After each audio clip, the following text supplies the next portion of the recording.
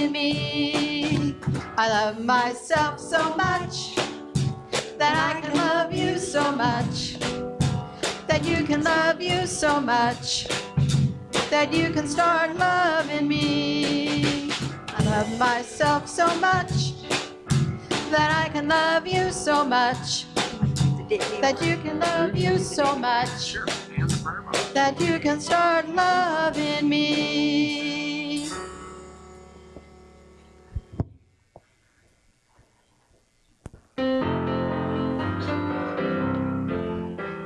I'm waking up to the power of my mind. I'm waking up to me. I'm waking up to the power of my mind, and in this power I'm set free. I'm waking up to the power of my mind. I'm waking up to me. I'm waking up to the power of my mind, and in this power I'm set free. Oh, life can be good. Oh, life can be good. Oh, life can be good, and it's all up to me. I'm waking up to the power of my mind. I'm waking up to me. I'm waking up to the power of my mind, and in this power I'm set free. I'm waking up to the power of my mind. I'm waking up to me. I'm waking up to the power of my mind, and in this power I'm set free. Oh, life can be good. Oh, life can be good.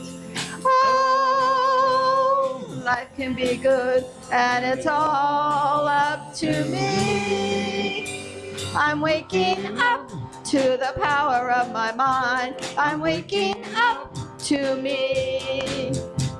I'm waking up to the power of my mind, and in this power I'm set free. And in this power I'm set free. And in this power I'm set free.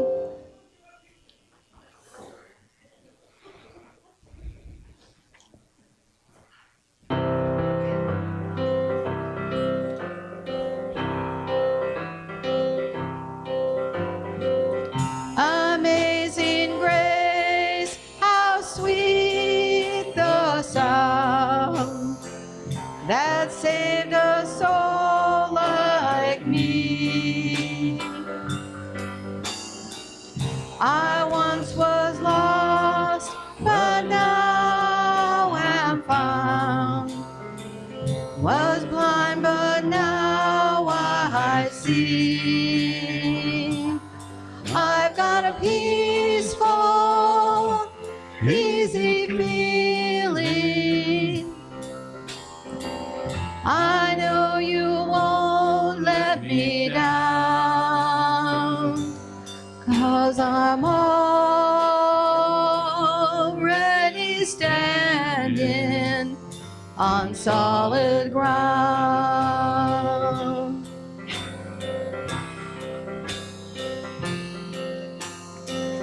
'Twas grace that taught my heart to fear, and grace my fears revealed.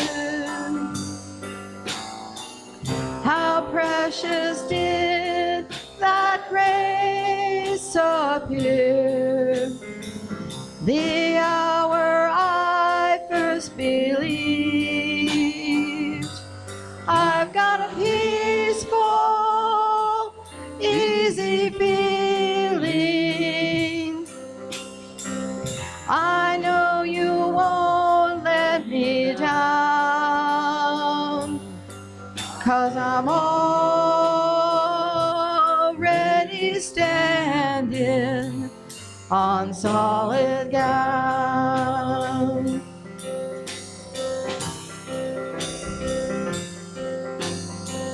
Through many days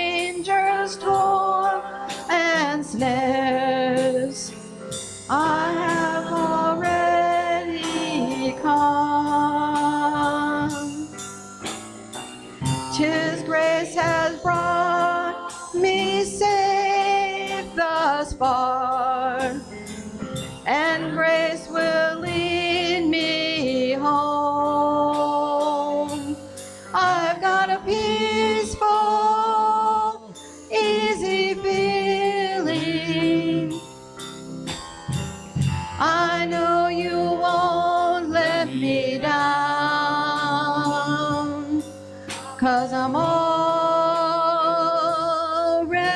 standing on solid ground.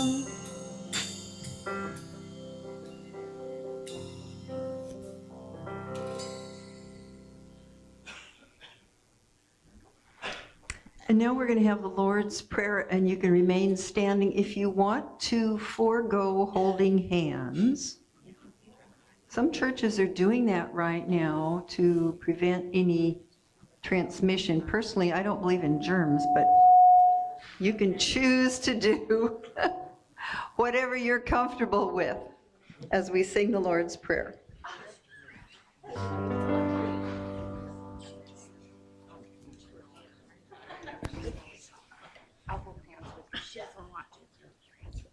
I know you warm them up.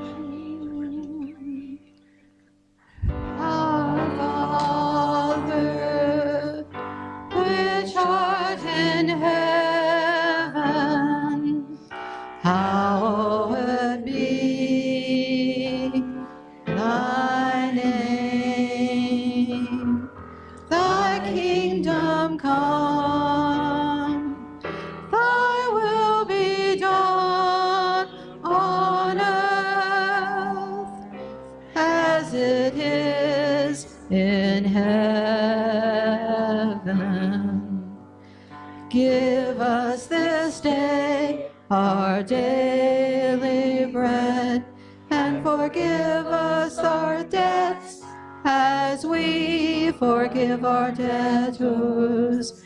But lead us not in temptation, but deliver us from error. For thine is the kingdom and the power and the glory forever.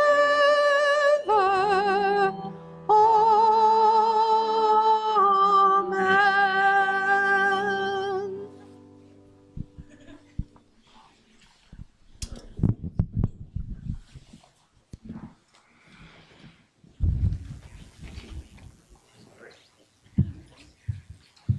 Yeah. Good morning, everyone. Welcome to Unity Church of Modesto. Do we have any newcomers today? If we do, we'd like to welcome you to Unity of Modesto. So if you're a first-time visitor here, we have a package for you. No one. Okay, so today we have a new member orientation. Jill Loving will be holding our new member orientation class today. She's right here in the front at 11:30 in the fireside room in the front building over here.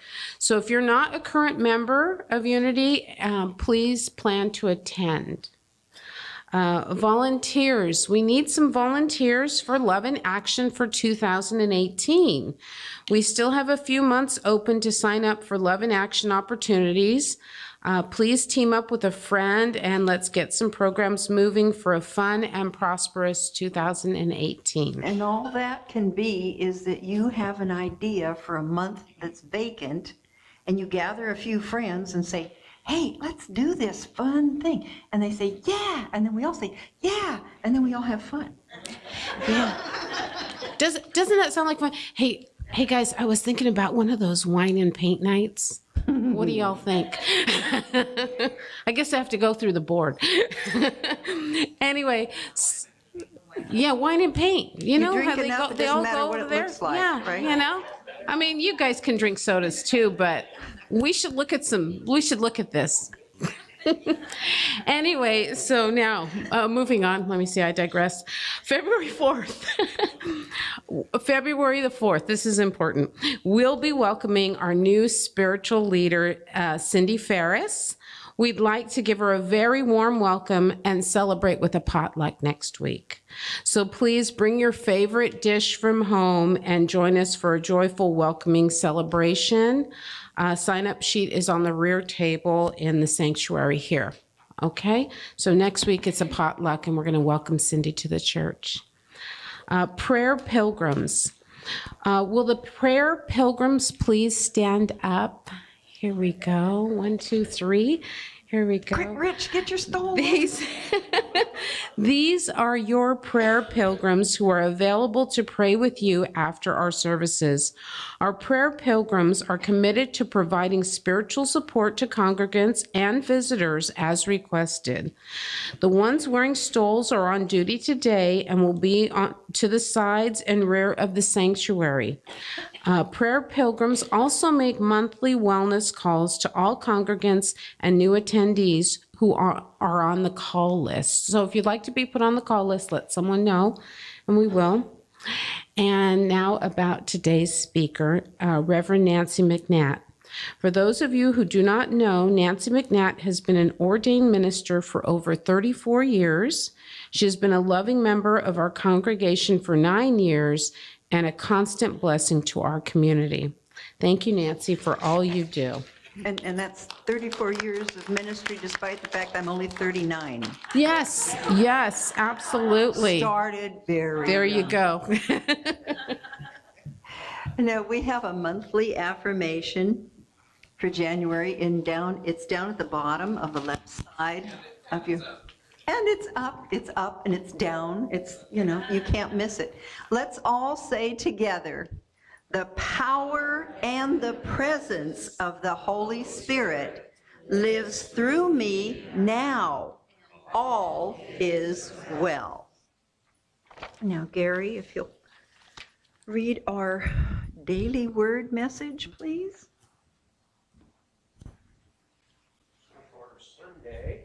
February 28th, 2018. In case you forgot, I've been writing 2017 for about 2 weeks now. As spirit in expression, I move through my life boldly and joyfully. I might have been tempted in the past to tiptoe through life.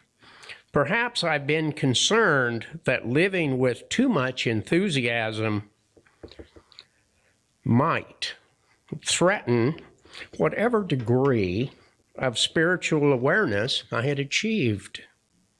Too much enthusiasm? Wow. Yeah, I've been there.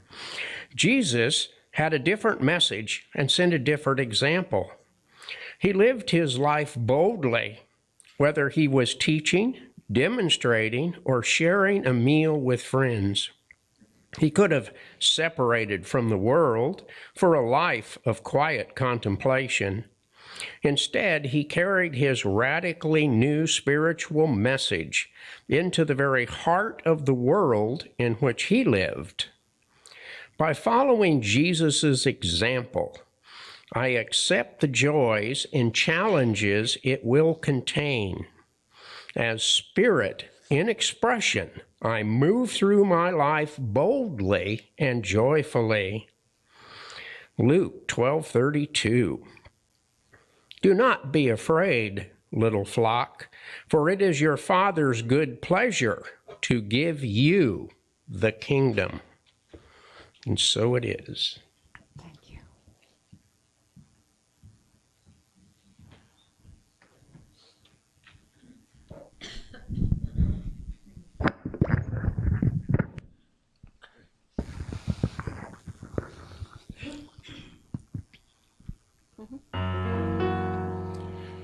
Surely the presence of the Lord is in this place. I can feel God's mighty power and his grace. I can hear the brush of angels' wings. I see glory on each face. Surely the presence of the Lord is in this place. Please join in. Surely the presence of the Lord is in this place. I can feel God's mighty power and His grace. I can hear the brush of angels' wings. I see glory on each face. Surely the presence of the Lord is in this place. And now let us go into our quiet time of meditation. We've just heard the song that reminds us that every face is God's face. God's grace is on us and shows through every face. Every face here, every face in your life is the face of God. Let us think about the simple beauty and joy of gazing upon the faces of our friends, our neighbors, our family. Let us feel gratitude for this seemingly simple joy, for the gift of that beauty. And let us vow now to enjoy each face while it is here, when we have the opportunity. Maybe a face of a stranger when we go out this week. Let us see the beauty and say, thank you, God, for shining through each and every face of God. Think on this.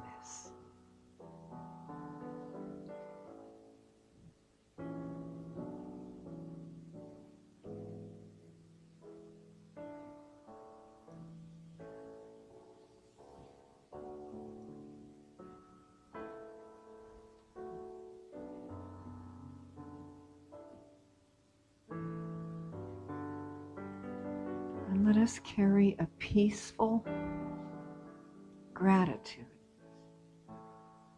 throughout this week for the beauty everywhere.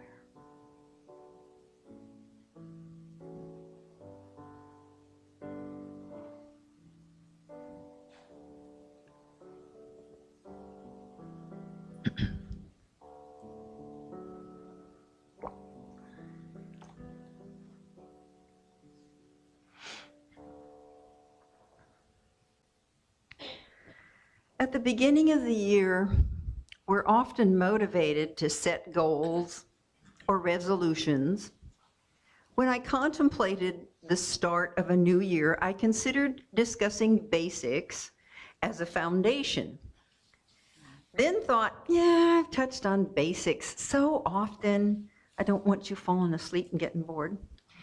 And then resolutions sound like have-tos, and you better quit that, and someone shoulding on us. And I thought, yeah, we don't need that either. So what I came around to are, let's set some soft goals, some targets for this year. Things to aim for and gifts to ourselves to set up our course for this whole new year, this clean slate that we have to play with for the next year. What I wanted to touch on today are 4 ideas: simplicity, contentment, harmony, and beauty. The first target is simplicity. There's an old Shaker hymn, which you're going to hear at the end of the service, or the end of my sermon here. They're going to sing it for us. And it sings, "'Tis a gift to be simple. 'Tis a gift to be free. 'Tis a gift to come down where we ought to be. And when we find ourselves in the place that's right, 'twill be in the valley of love and delight." Haven't we all, at one time or another, wanted to chuck it all and lead the simple life? I threatened a few times to go live in a cave or the top of a tree and then pull up the ladder. Or cut in half everything I do. Or maybe we aim for something more fundamental, like the simple pleasure of be here now. Be mindful of the task at hand. Concentrate on one thing at a time. We bring ourselves to a halt, which often happens about this time of the year, and we focus on gratitude, which is a holdover from the November holiday. We're bringing that forth. And that feeling of being thankful can feel transformative, and the path unfolds naturally. So we appreciate all that we have. And then we look around at all of it and we think, it's a bit much. So we move into wanting to pare down. Maybe start spring cleaning a little early. And when you do that, remember, we're going to have a yard sale in May, okay? So we start reducing, and we want to get rid of the overage and get down to what is basic and truly essential for our happiness. We express a desire to realize what's really important. And as we toss out into the universe that desire, we have opportunities to look for what really nurtures us and serves us. Is it working overtime, or is it attending a student's play? Is it dusting and scrubbing, or fixing a cup of tea and reading for half an hour? No choice on that for me, I tell you. I'm down there with the book. We may choose to do a bit of busy work that has a high level of pleasure and satisfaction, like refinishing a piece of furniture or painting a wall, work that isn't work, but simply brings the simple pleasures of productivity and beauty. Some people think simplicity means doing without. On the contrary, true simplicity as a conscious life choice illuminates our lives from within. True simplicity is buoyant and beautiful, able to liberate depressed spirits from the bondage of extravagance and excess, just flat too much in our lives. True simplicity can elevate ordinary moments from the mundane to the transcendent, as anyone who's ever looked at an impressive piece of Shaker furniture could attest. Simple, basic, gorgeous. Thomas à Kempis, the German ecclesiastic, said, "Purity and simplicity are the two wings with which man soars above the earth and all temporary nature. Simplicity is in the intention, purity in the affection. Simplicity turns to God. Purity unites with him and enjoys him." And Alexander Pope, the 17th century English poet, said, "There is a majesty in simplicity, which is far above the quaintness of wit." Less can mean more on the simplicity path. Think how appealing simple things can be. Visualize for just a moment some bright yellow daffodils. I have one that bloomed yesterday. Bright yellow daffodils in a white vase on top of a dark wood mantle, with maybe just a little bit of sunshine streaming in, and maybe the scent of a perfumed candle or some potpourri. Simple things. And then trust that through the balm of simplicity, a gift to yourself, your frazzled and tired spirit and body can discover where you ought to be spiritually and emotionally. Every day offers us simple gifts if we're willing to pause, look around, and accept them. Harriet Martineau, a 19th century English author, said, "Goodness and simplicity are indissolubly united. The bad are the most sophisticated all the world over, and the good the least." I like that. And Ernest Holmes, in discussing the simplicity of understanding how God works, said, "Life always becomes to us the particular thing we need when we believe that it becomes to us that particular thing." The understanding of this is the essence of simplicity. As we aim for simplicity in general, in our lives as a whole, we can bring ourselves back from any intense, convoluted search for spirit.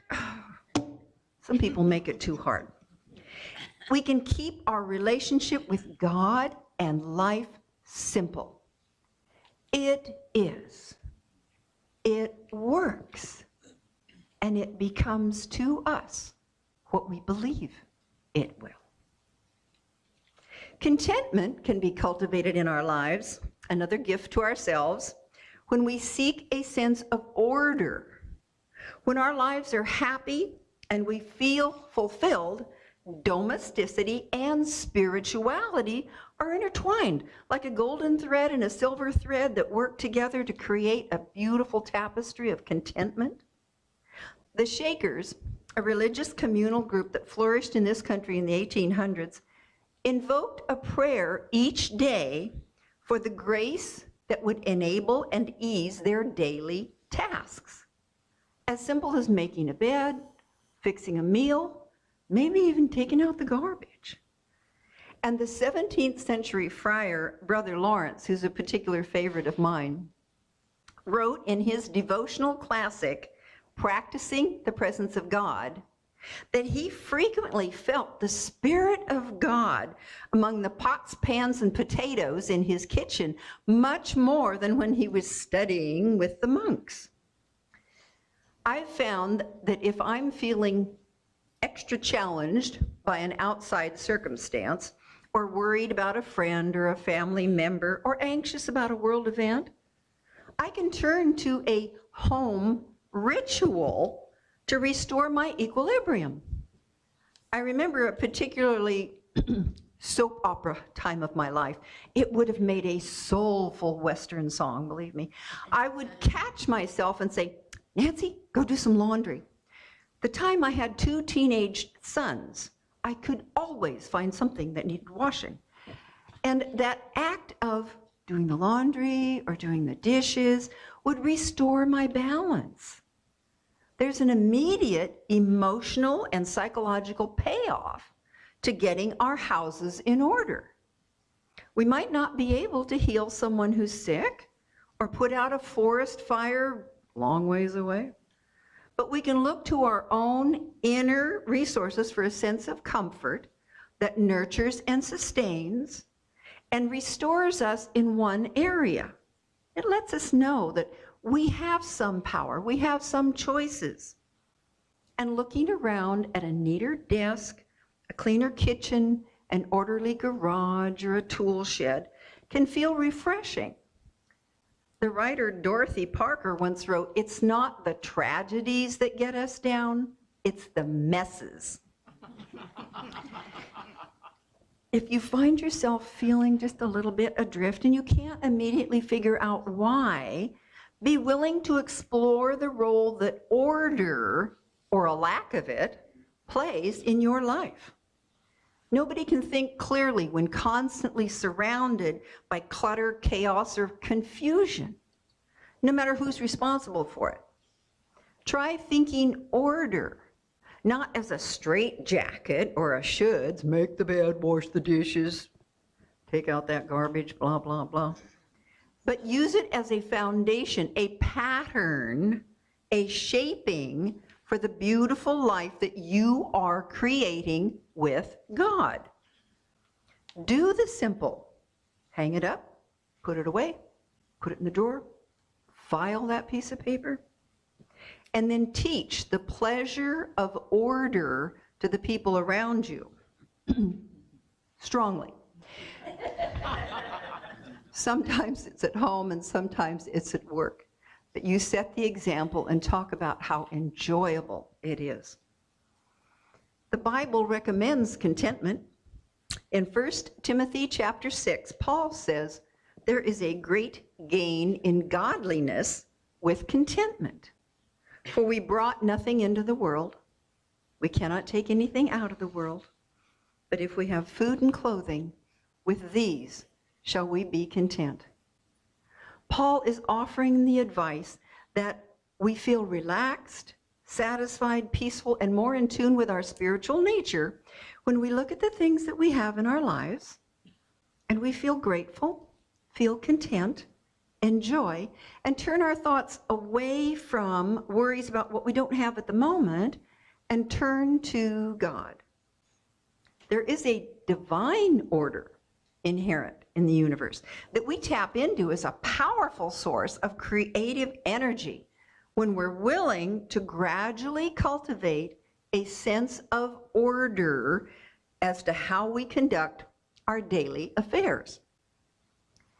Invite divine order into your life today and have a more serene and content tomorrow. Harmony, another soft goal. A Chopin piano nocturne played by a novice musician and by a virtuoso will not sound the same. And that's because one of the two pianists has had a lifetime to practice the music as well as learn when to pause in order to color the notes with passion. If I sat down at that piano, you'd know what I mean. So it is with the concerts of our lives. Individual notes must be learned and played and practiced before we achieve harmony. And above all, we must learn how to pause. Harmony is the inner cadence of contentment that we feel when the melody of life is in tune with the infinite. When somehow we're able to strike the right chord to balance the expectations of our families and our responsibilities to the world on one hand, with our inner needs for spiritual growth and personal expression on the other. This is one of the most difficult challenges we face because every day we're required to make choices, weigh and consider. And sometimes the only choice we can think of, or we're too tired to make anything outside of, is just, what's to have for dinner. So this may explain why sometimes we're only hearing a cacophony of dissonant sounds that drown out the symphonies that our souls long to play and sing. Usually, when the distractions of life seem to deplete our energy, the first thing we eliminate is the thing we need the most: quiet, reflective time. Time to dream. Time to think. Time to meditate. Time to contemplate what's working and what's not, so we can make healthy choices and changes for balance, harmony, and improvements. We can choose in this new year to learn how to pause for harmony. As we bring the principles of gratitude, simplicity, and order into our lives, harmony emerges. We learn to balance the demands of pleasures, moments of solitude, with a need for companionship, work with play, activity, rest, so that the inner spirit and the outer soul, this packaging in the body, gets balanced out. This week, make an effort at least a few times to slow down just a little. Take a few moments for that quiet pause between the notes in your life. If you have to, listen to some music. Let it uplift your spirit. And notice that how those individual notes come together harmoniously to give an expression to an entire score. Relate your life to that and your world will fall into place with harmony as a guide. Charles Fillmore said that the divine harmony is perfect accord with the goodness, the beauty, and the righteousness of omnipresent spirit. Everything is governed by fixed law, and harmony is its expression. And Ernest Holmes stated, the original spirit is harmony. It is beauty and truth and everything that goes with ultimate reality. The universe is not divided against itself. Think of how inharmonious anything is when we are against ourselves. So to be in tune with the infinite, to get our lives in spiritual alignment, we can aim for harmony, coordination, working with, beside, but not against anything in our lives. This harmony leads us to our last goal, beauty. Charles Fillmore said that spiritual beauty is the loveliness of God, beheld in his creations by the eye of man. Spiritual man beholds this divine loveliness everywhere. And from Ecclesiastes, which is subtitled The Preacher, I guess that's why I like it. Ecclesiastes 3:10 states, I have seen the business that God has given to the sons of man to be busy with. He has made everything beautiful in its time. We've been given beauty and the ability to perceive beauty, which is a separate gift, gifts from God. And we can give ourselves the gift of beauty in our lives when we open our eyes and open our ears to the beauty of life that constantly surrounds us. Agatha Christie once wrote that beauty is the only thing worth living for. Think about that. While we traverse this simple pathway in life, we can find that the lessons are really very powerful.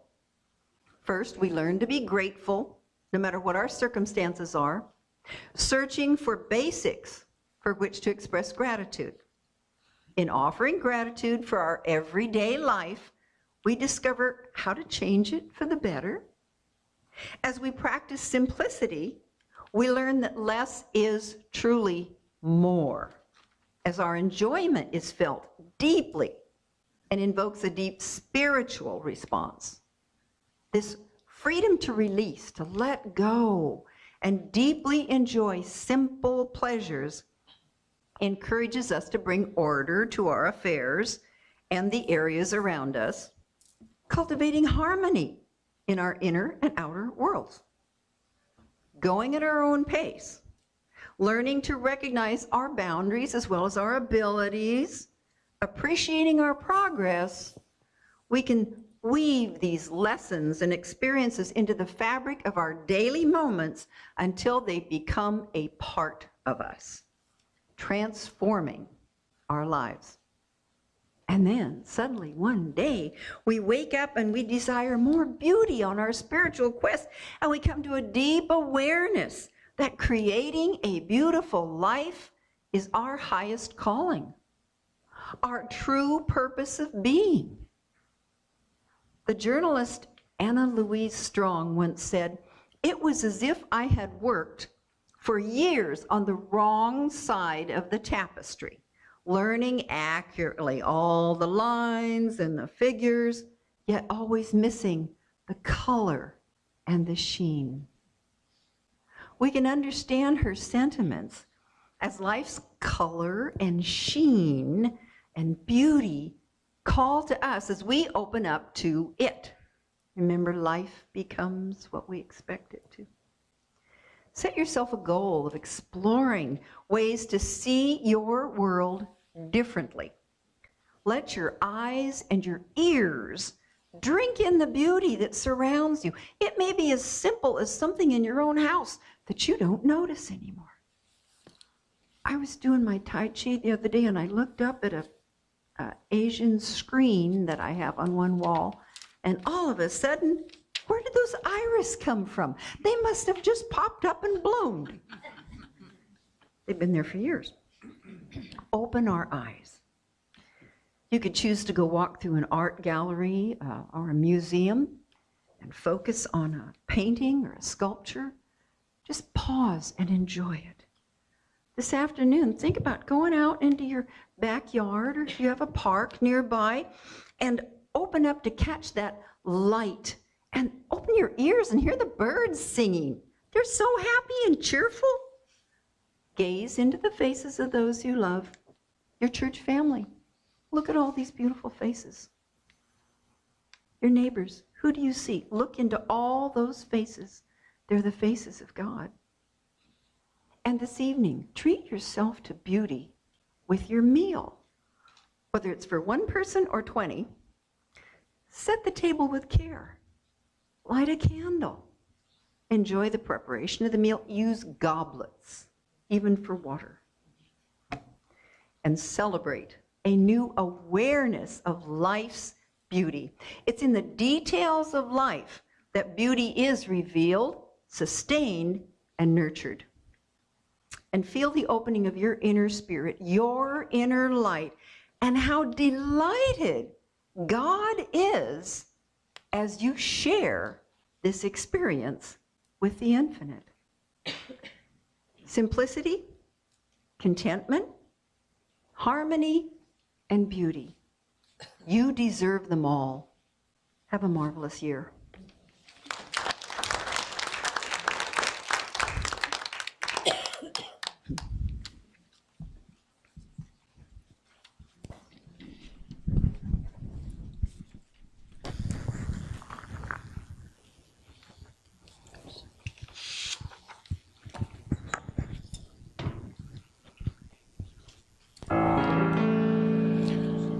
Tis the gift to be simple, 'tis a gift to be free, 'tis a gift to come down where you ought to be. And when we find ourselves in the place just right, 'twill be in the valley of love and delight. When true simplicity is gained, to bow and to bend we shan't be ashamed. To turn will be our delight, till by turning we come out right. When true simplicity is gained, to bow and to bend we shan't be ashamed. To turn will be our delight, till by turning we come out right. Thank you. That's the one.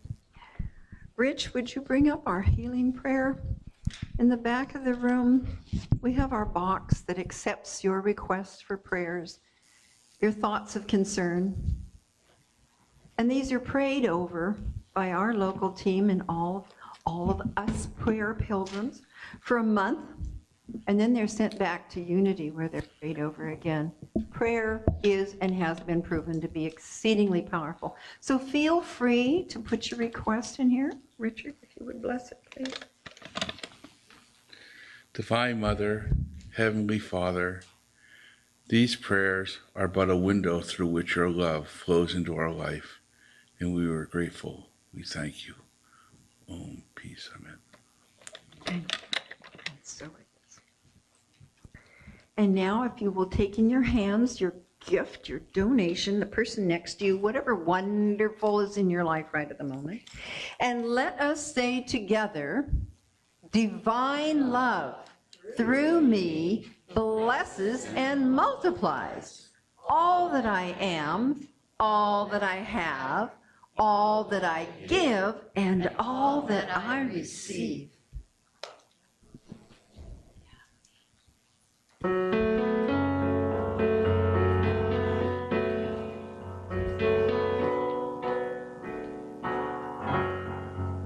God is my source, God is my power, God gives me everything I need. So I give thanks for all my blessings, God gives me everything I need. God is my source, God is my power. God gives me everything I need. So I give thanks for all my blessings. God gives me everything I need. God is my source. God is my power. God gives me everything I need. So I give thanks for all my blessings. God gives me everything I need. God is my source. God is my power. God gives me everything I need. And I give thanks I need. Everything I need. We know that we are given everything we need, as our lives give us that which we expect and look for and work towards. And we say thank you for all of the abundance that we have, all that we share with this church, and then all that this church shares with the congregation, with the community, with everyone out there, as our good flows through us, through the church, out and beyond. Thank you, and so it is. Amen. Right.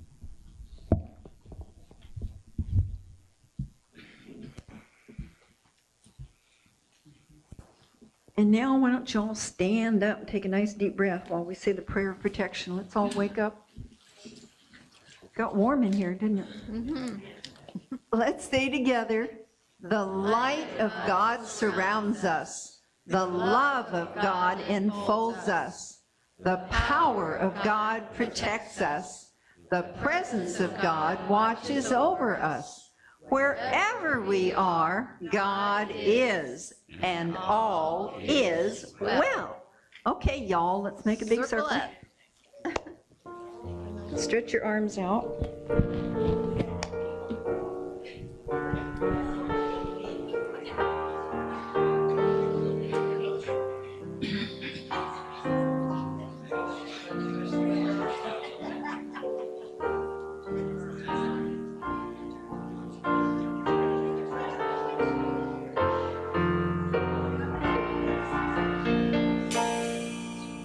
Let there be peace on earth, and let it begin with me. Let there be peace on earth, the peace that was meant to be. With God as creator, family all are we. Let us walk with each other in perfect harmony. Let peace begin with me. Let this be the moment now. With every step I take, let this be my joyous vow. To take each moment and live each moment in peace.